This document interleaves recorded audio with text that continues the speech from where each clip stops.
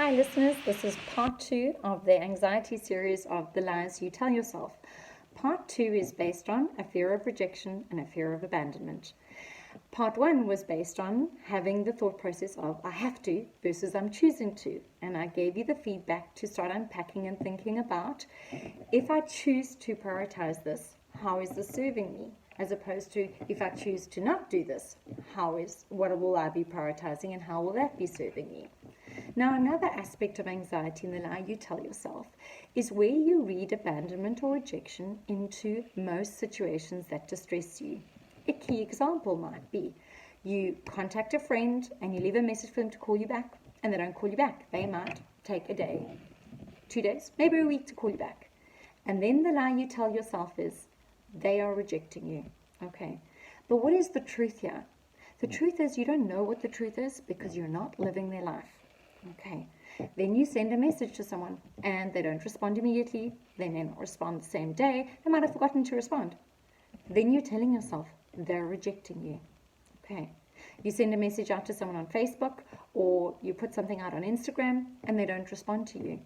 And the lie you're telling yourself is they are rejecting you. If you're telling yourself they're rejecting you, you're telling yourself that their sole driver in life is to make you feel rejected.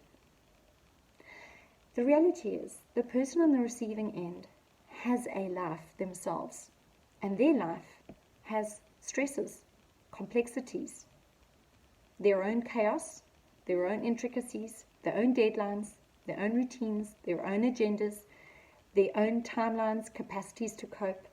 Perhaps they run off their feet, perhaps they're completely bored and totally depressed.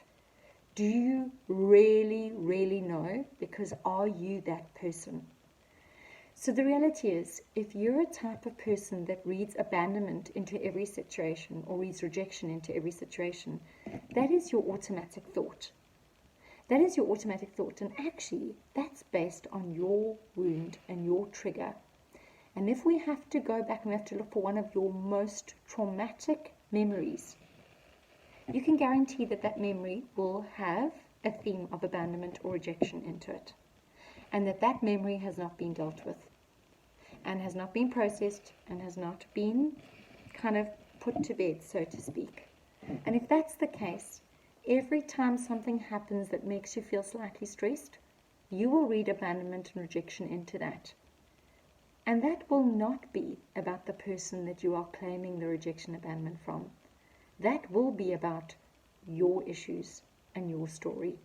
So I want you to just be mindful going forward, to be careful of the lies you tell yourself when you tell yourself that someone is abandoning you or someone's rejecting you. And to be more mindful that actually maybe that thought is a much deeper rooted thought that's deeply rooted into your own abandonment story or your own rejection story. I'd like you to become more aware of that. If you have any comments to add or any questions to ask, please feel free to put them in the comments box and we will talk about them in another session. Have a lovely day, and I look forward to discussing part 3 with you in the next session where we look at imperfection and the fear of imperfection.